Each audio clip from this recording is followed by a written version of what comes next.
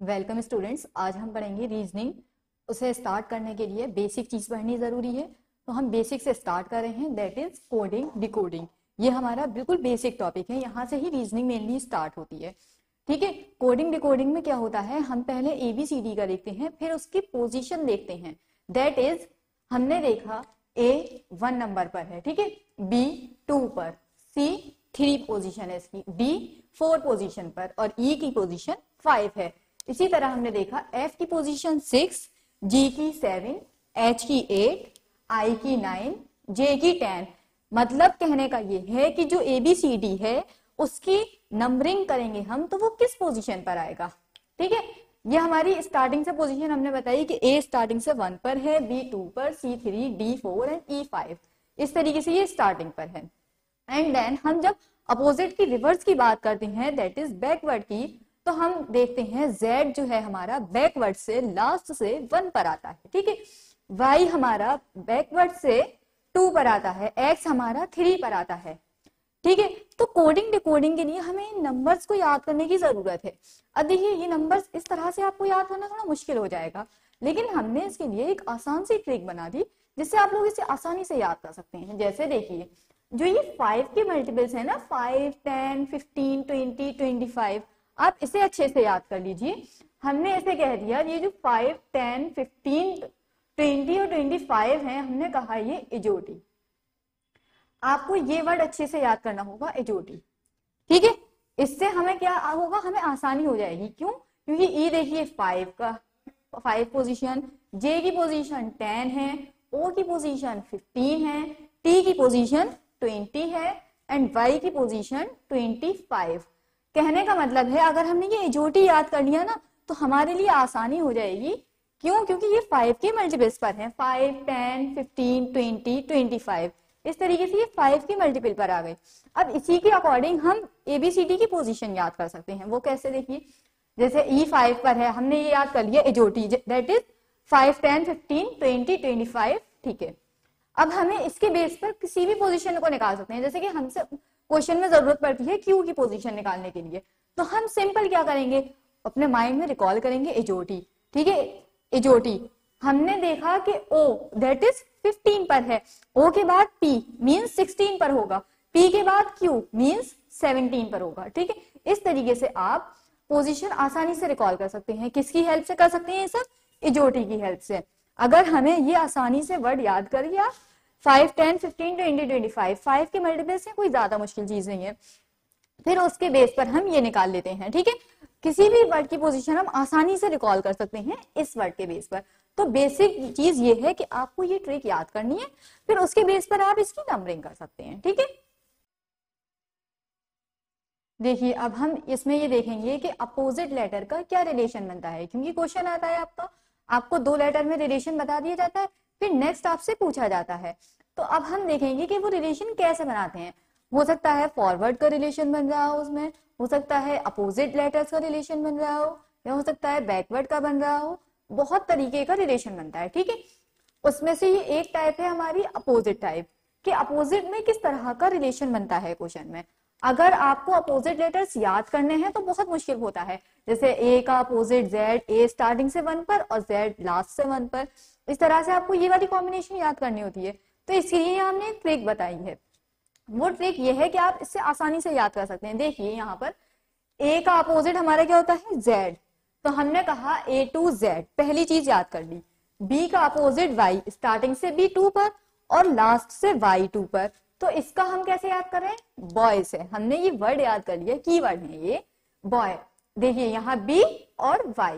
ठीक है, इसी तरह C का अपोजिट X, C स्टार्टिंग से 3rd पर और X लास्ट से 3rd पर, तो इसका हो गया 6, C और X 6। ठीक है, D स्टार्टिंग से 4 पर और W लास्ट से 4 पर, तो इसका जो कॉम्बिनेशन बनाया हमने, ये कीवर्ड बना दिया इसका ड्यू, D और W से ड्यू। ठीक है, इसी तरह से हमने E और V का कीवर्ड बनाया 11, E एंड V।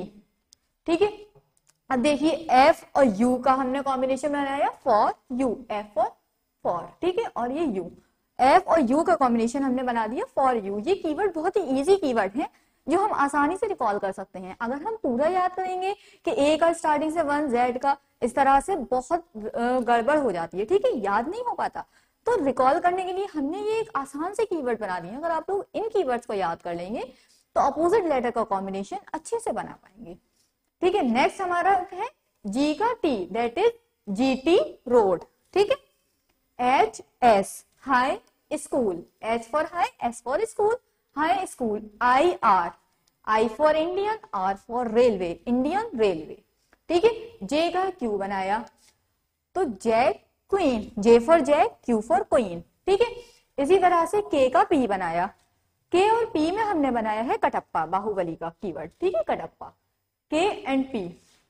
एल का ओ बनाया तो इसका हमने कहा सिंपल लो, ठीक है। एम का बनाया N, that is man, M and N दोनों आ गए। तो ये हमारे बहुत आसान से कीवर्ड्स हैं जो आप लोग आसानी से याद कर सकते हैं। अब देखिए अगर आपको ये आसानी से याद हो गई ना, तो अभी हम देखेंगे कि क्वेश्चन किस तरीके का आता है, तो उसे हम आसानी से ये ट्रिक अप्लाई करेंगे तो बहुत इजीली क्वेश्चन हमारा हो जाएगा, ठीक है। अब देखिए यहाँ हम डिफरेंट टाइप के क्वेश्चंस कर रहे हैं कि रीजनिंग में कोडिंग डिकोडिंग में से किस किस तरीके के क्वेश्चंस आते हैं। हम बहुत से डिफरेंट टाइप के क्वेश्चंस देखेंगे। पहला टाइप हमारे क्वेश्चन का है अपोजिट लेटर्स का। अभी हमने जैसे कि पढ़ा था, देखिए यहाँ तो मैंने फॉर एग्जाम्पल के लिए आपके लिए लिख दिया है कि ये क्वेश्चन अपोजिट लेटर का है, लेकिन एग्जामिनर आपको लिख कर नहीं देता कि ये क्वेश्चन अपोजिट का है। आपको खुद देखना होता है, खुद से रिलेशन बनाना होता है। जब आप पता करते हैं कि अपोजिट का है या कोई और सी टाइप इसमें लग रही है, ठीक है, बहुत सी टाइप के अभी हम क्वेश्चन देखेंगे सारे, फिर उसी के अकॉर्डिंग मिसलिनियस देखेंगे हम क्वेश्चंस के उसमें हमारी ये हेडिंग्स नहीं होगी ये अपोजिट लेटर का है क्वेश्चन, ठीक है। यहाँ हमने एग्जाम्पल दी है इसलिए ये हेडिंग डाल दी है कि अपोजिट का है। देखिए यहाँ हमने कैसे देखा ये अपोजिट का है, y और b हमने रिलेशन किस किस में बनाया है, यहाँ पर बनाया हमने रिलेशन y और b में। देखिए फर्स्ट लेटर का रिलेशन फर्स्ट लेटर से बनाया है यहाँ, ठीक है। सेम इसी तरह फिर e का रिलेशन बनाया है हमने v से। हमने याद करा था y का रिलेशन b से किस तरह से, बॉय। e का रिलेशन v से किस तरह से याद करा था, 11। सेम हमें काम अब यहाँ करना है एनुअल के साथ। हमने ये पढ़ा था ना, y का रिलेशन हमने b से बनाया था, क्या बनाया था हमने, बॉय, ठीक है। b and y same relation हमें ये एनुअल का बनाना है। हमने a का रिलेशन कैसे बनाया था, a टू z, ठीक है। तो a का हमने क्या करा था, ये z। इसी तरह से हमने अब यहाँ देखा कि z का क्या, a का रिलेशन क्या है, z, ठीक है। n का हमने क्या रिलेशन बनाया था, मैन, याद है ना, अभी हमने पढ़ा था m और n, ठीक है। इसलिए n का रिलेशन क्या बनेगा, m, फिर यही n है, फिर इसका भी m, ये इसके अपोजिट्स हैं, ठीक है। u का रिलेशन हमने कैसे याद करा था, फॉर u से, दैट इज u का अपोजिट क्या याद करा था, f। एंड a का रिलेशन हमने कैसे याद करा था, a to z, that is a का z। और l का रिलेशन हमने कैसे पढ़ा था, l का अपोजिट लो से, l o low, that is this, ठीक है। मतलब कहने का एनुअल का हमारा क्या बना, z m m f z o। Same relation हमें बनाना होता है जो क्वेश्चन में दे रखा होता है। हमें पहले क्वेश्चन देखना होता है कि इसका रिलेशन इससे क्या बन रहा है। सेम फंडा हमें यहाँ अप्लाई करना होता है जो हमसे पूछा गया। जैसे कि हमने इसमें करा y का रिलेशन b से बनाया, e का v से बनाया। हमने देखा यहाँ अपोजिट वाली चीज आ रही है। हमने अभी अपोजिट लेटर्स का पढ़ा था कि किस तरीके से हमने ट्रिक याद करी, सेम ट्रिक हमने वो यहाँ लगा दी। अगर आप वो ट्रिक याद रखेंगे ना तो आपको 2 सेकंड लगेंगे क्वेश्चन को करने में, ठीक है। बहुत आसानी से ये क्वेश्चन हो जाएगा। उसके बाद नेक्स्ट टाइप का क्वेश्चन है हमारा नंबर कोड का, ठीक है। इस तरीके का भी क्वेश्चन देखने को मिलता है आपको कोडिंग डिकोडिंग में। नंबर कोड का मतलब है हमें एस का कोड यहाँ 9 बता दिया गया, ठीक है। एम का कोड यहाँ हमें 3 बता दिया गया। इसी तरह से आई का कोड हमें 4 बता दिया गया, ठीक है। इसी के बेस पर हमें क्या माइन का कोड फाइंड करना है, S M I L I N G. इसमें देखिए हमें एम का कोड मिल जाएगा। क्यों, कैसे, एम का कोड हमें क्या है, यहाँ 3 है, ठीक है। यहाँ हम अगर टेबल बनाकर काम करते हैं तो भी आसानी रहती है। देखिए स्माइलिंग में हमें कोड बताया है 9 3 4 2 4 1 6। दैट इज हमें पता चला हमें यहाँ एम का कोड फाइंड करना है। एम का कोड हमें यहाँ से क्या पता चल गया, देखिए 3 पता चल गया, एम का कोड 3 होगा, ठीक है, दैट इज ये 3। ठीक, इसी तरह से अब आई का कोड हमें यहां से देखिए यहीं मिल गया हमें, ये 4, आई का कोड 4। फिर हमें एन का कोड पूछा है, एन का कोड देखिए ये भी यहीं मिल गया हमें, एन का कोड है हमारा 1, ये आ गया 1, ठीक है। फिर ई का कोड हमसे पूछा है, देखिए ई का कोड हमें यहां से मिलेगा हैंस से, ई का कोड 5, ठीक है। हैंस में भी सेम यही फंडा हमें अप्लाई करना है, हमें कोडिंग करनी है, एच का कोड 8 होगा, ई का कोड 5, एन का कोड 1, ई सी का 7 एंड लास्ट ई का कोड है हमारा 5, दैट इज ई का कोड हमें यहां से क्या पता चला 5। तो ये हो गया हमारा आंसर 3415, ठीक है। ये हमारी चीज यहाँ क्लियर हो गई। देखिए अब ये नेक्स्ट टाइप के क्वेश्चन है, ऑप्शन क्वेश्चन नंबर 3 देखिए हमारा नेक्स्ट टाइप होता है, टाइप नंबर 3 है फॉरवर्ड। फॉरवर्ड का मतलब होता है आगे जाना, इसमें भी हमने स्किप करके आगे बढ़े हैं, ठीक है। अब यहाँ ये देखना है कि +1 करा, +2 करा या +3, ठीक है। अलग अलग तरीके से भी स्किप करते हैं, जरूरी नहीं है सिर्फ हर बार +1 करें, कभी +1 करते हैं, कभी मिक्सअप करते हैं, कहीं +1 करा, कहीं +2, कहीं +3, ठीक है। तो ये हमारा फॉरवर्ड का केस है। फॉरवर्ड देखिए आर से हमने एस पर गए, इसका रिलेशन इससे बनाना होता है। आर का कोड हमारा कितना है, हमारा आर का कोड है 18, इसी तरह से एस का कोड कितना है 19। अब हमने ये देखा यहाँ क्या करेंगे +1, आर से हम एस पर गए दैट इज +1, यू से हम वी पर गए दैट इज +1, एन से हम ओ पर गए दैट इज +1। सेम फंडा हमें यहाँ अप्लाई करना है ले पर। एल का कोड हमारा होता है 12, ठीक है। इसी तरह से हमें यहाँ +1 करना है, ठीक है। +1 जब हमने करा तो यहाँ क्या आ गया एम, ठीक है। ए में हमने +1 करा, ए का कोड 1 है तो 1 + 1 2, 2 किसका पोजीशन है बी की। सेम y के बाद क्या आता है z, दैट इज MBZ, इसका आंसर हो गया। मींस हमने यहाँ +1 फॉरवर्ड करा है, ठीक है। अब नेक्स्ट टाइप का क्वेश्चन आता है हमारा बैकवर्ड का। बैकवर्ड का मतलब है पीछे जाना, दैट इज हमें अब पीछे चलना है। हमने इसमें +1 कर रहे थे फॉरवर्ड में, बैकवर्ड में हम करेंगे -1।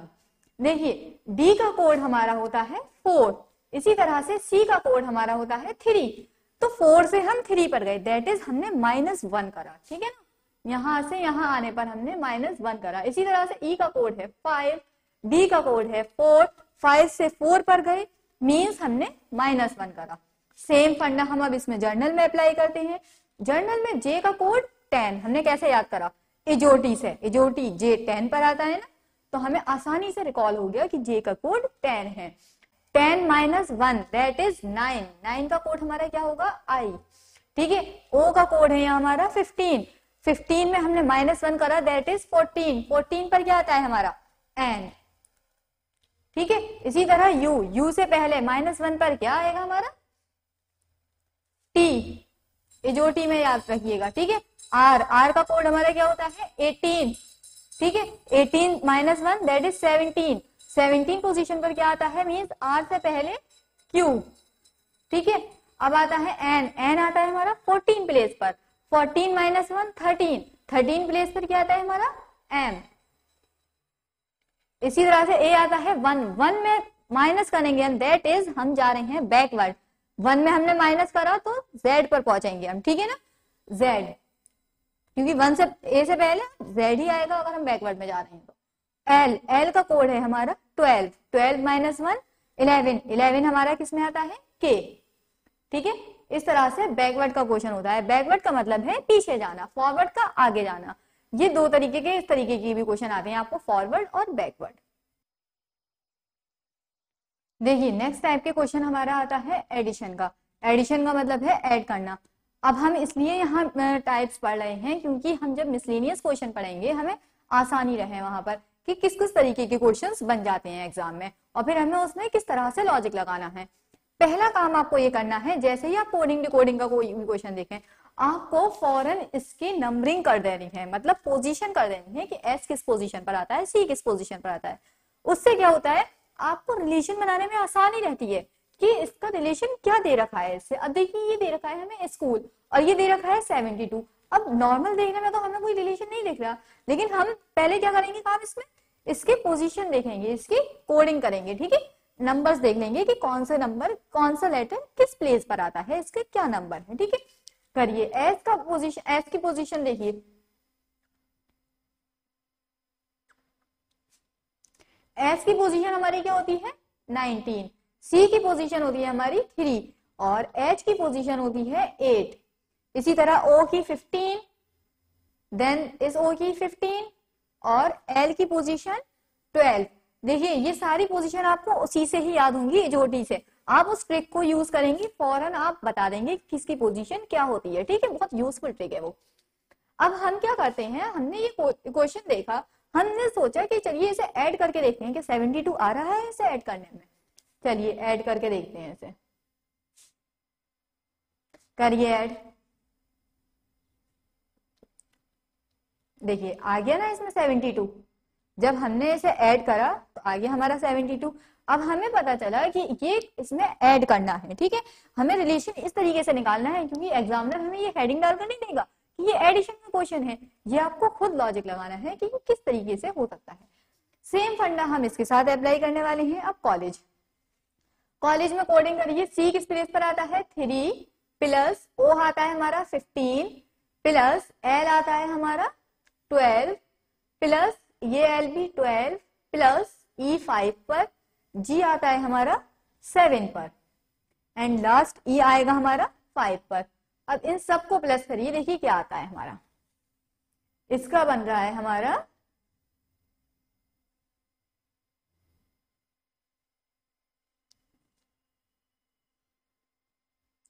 59। देखिए ठीक है ना, ऐड करके हमारा क्या आया इसका 59। दैट इज आंसर हो गया हमारा यहाँ 59। अंडरस्टैंड? किस तरीके से करा हमने, सबसे पहले इसकी नंबरिंग कर ली, फिर उसे हमने ऐड करके देखा, ठीक है। ये होता है हमारा एडिशन। अब देखिए नेक्स्ट टाइप, देखिए किस तरीके का क्वेश्चन होता है।